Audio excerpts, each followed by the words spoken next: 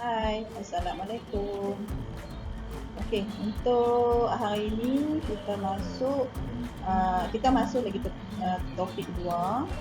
Jadi saya harap semua dah bersiap sedialah untuk kelas hari ini. Di kelas kita hari ini pukul berapa? 10.30 sampai 12.30. Jadi jangan lupa isi link kehadiran dulu. Sebab ada yang masuk kelas hari tu tak isi link kehadiran. Okay, jadi isi dulu lah link kehadiran dan tandakan hari Ahad jam berapa? 10.30 pagi sampai 12.30 tengah hari. Okey, kita teruskan pembelajaran kita. Okey, kita teruskan pelajaran kita hari ini dengan subtopik 2.2 iaitu rasuk BIM. Okey, sebelum kita teruskan lagi kita mulakan dengan surah Al-Fatihah dulu.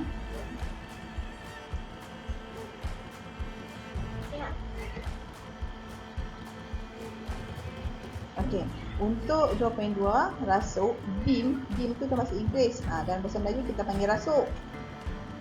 Ingat lagi masa kita belajar AutoCAD hari tu kita ada tajuk LAS. Dia panggil BIM juga tapi bukan BEAM, dia BIM yang bermaksud Building Information Modeling. Okey, kita sempat belajar sikit ya tentang Building Information Modeling hari tu kan, BIM kan. Dia sebenarnya adalah satu proses, bukan satu aplikasi ke apakah, bukan. Dia adalah satu proses yang mana macam mana konsep untuk BIM tu, Building Information Modeling. Kalau ni kita tak mau tengok BIM tu, kita nak tengok BEAM, BIM, itu rasuk. Okey, nanti ni hampa akan belajar lagi satu ringkasan IBS. IBS tu pula adalah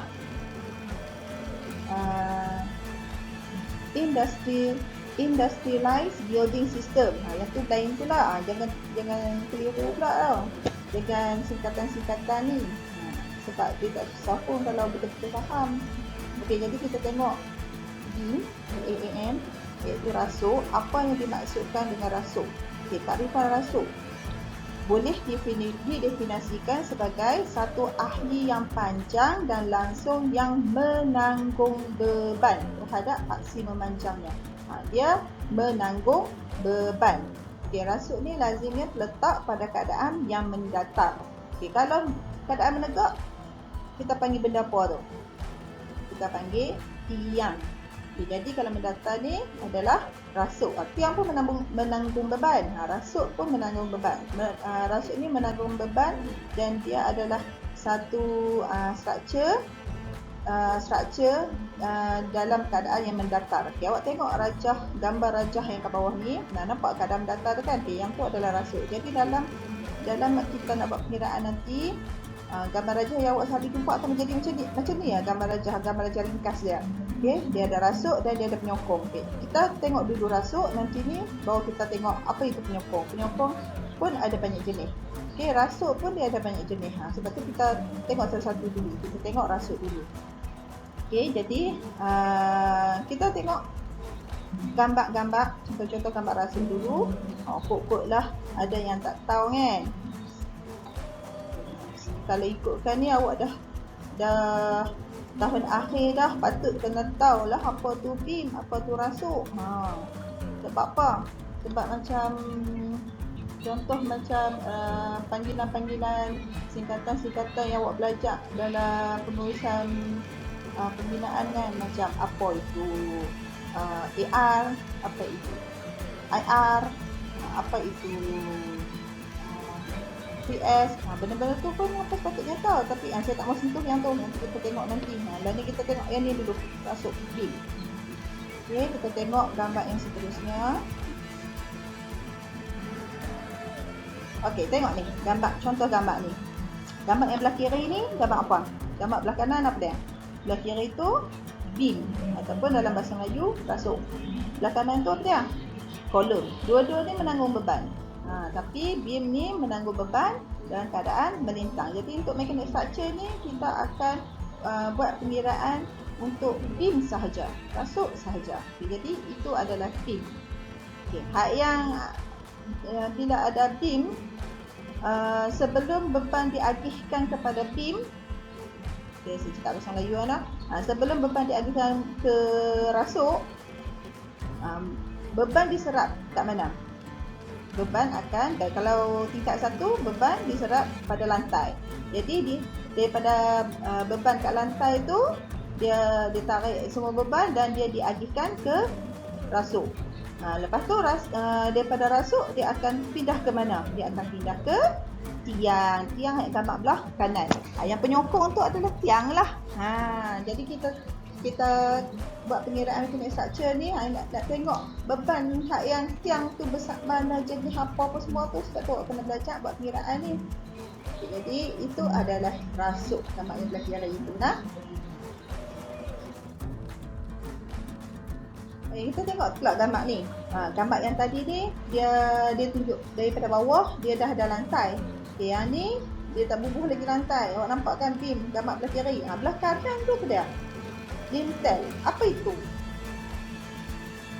Lintel ni awak nampak macam rasuk kan? Dia sebenarnya adalah dia macam, kalau macam kat pintu, kat atas tu dia ada satu kayu tutup dekat atas pintu tu kan. Itu adalah lintel, bukannya rasuk. Rasuk ni dia akan katakanlah ada tingkat atas, dia daripada hujung ke hujung, daripada tiang ke tiang, dia ada satu rasuk. Jadi yang awak tengok gambar yang belah kiri ni bukan rasuk. Ini adalah lintel. Macam orang panggil apa, dia punya bentuk pun lintel dia kecil sikit sebab dia untuk nutup ke atas, macam kat pintu ke ataupun ruang lalu ke. Itu adalah lintel, dia bukannya sepanjang macam rasuk.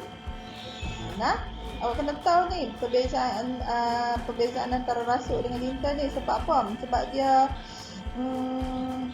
bukan fungsi yang sama. Lintel ni duduk kat mana, beam ni duduk kat mana, kena tahu yang tu. Okay, jadi lintel ni dia duduk, contohnya dekat pintu, kita nak pasang pintu, kita kena ada lintel kat atas tu. Okay, jadi dia kepingan kayu yang lintang atas pintu.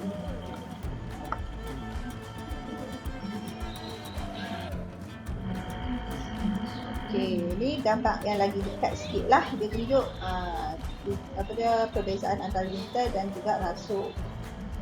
Okay, rasuk ni dia panjang, sepanjang ni untuk menanggung beban. Contoh kalau tingkat atas, menanggung beban di atas. Kalau bawah, ada tak rasuk? Ada kan? Ada rasuk apa? Ground beam. Ataupun rasuk apa? Ground beam. TI kita panggil ground beam. Ground beam tu yang awak buat. Ground beam awak buat asas kan? Awak buat asas betul, awak buat ground beam kan? Rasuk bawah tanah, ground. Ada juga rasuk. Okey, yang ni contoh rasuk yang dibina untuk jambatan. Awak boleh tengok jambatan mana saya tak pasti, saya ambil contoh gambar aja. Tapi ini jambatan pun ada rasuk. Sebab apa? Sebab dia nak tarik beban-beban itu untuk dipindahkan ke tiang. Tak ada rasuk, ada lantai saja pun tak boleh. Sebab beban tu dia tak boleh dah, dia ada kiraan dia, ada keluasan dia. Kalau lantai tu kecil, tak perlukan rasuk, bolehlah. Tapi kalau keluasan dia tu adalah melebihi, kita kena bina rasuk untuk dipindahkan ke tiang.